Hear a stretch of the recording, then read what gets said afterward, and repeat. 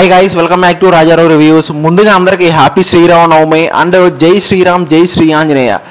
ఇప్పుడు మన ముందుకు వచ్చిన 28 డిగ్రీ సెల్సియస్ మూవీ నవీన్ చంద్ర గారు మెయిన్ లీడ్గా యాక్ట్ చేశారు. ఇందులో ఒక ఎమోషన్స్ అండ్ థ్రిల్లింగ్ మూమెంట్స్ తీసుకొచ్చారు. మరి ఈ సినిమా ఎంత ఇంట్రెస్టింగ్గా ఉంది, లేకపోతే రొటీన్ స్క్రీన్ ప్లేతో తీసుకెళ్ళిపోయారా?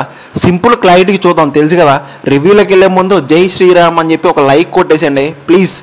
కొట్టేసాను, అలాగా కొట్టేశారు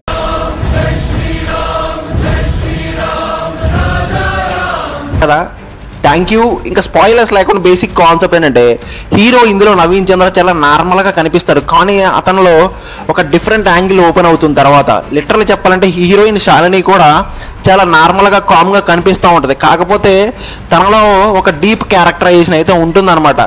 ఫ్లాష్ బ్యాక్ లవ్, మెంటల్ ట్రోమియా, ఇవన్నీ ఎమోషన్స్ కరెక్ట్గా బ్లెండ్ చేసి థ్రిల్లింగ్గా క్రియేట్ చేశారు.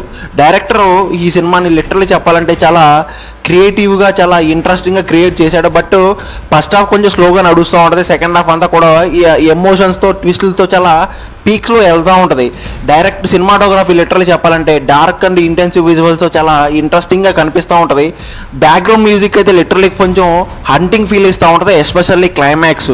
ఇంకా పర్ఫార్మెన్స్ విషయం మాట్లాడాలంటే నవీన్ చంద్ర గారు లిటరల్లీ చాలా న్యాచురల్ యాక్టింగ్గా చాలా ఇంట్రెస్టింగ్గా చాలా క్యూరియస్గా యాక్ట్ చేశారని చెప్పాలి. ఇంకా శాలిని కూడా తన క్యారెక్టర్ని చాలా డిఫరెంట్గా చాలా ఇంట్రెస్టింగ్గా ప్రజెంట్ చేశారని చెప్పాలి. తన కూడా చాలా డీసెంట్గా పర్ఫార్మెన్స్ చేసింది.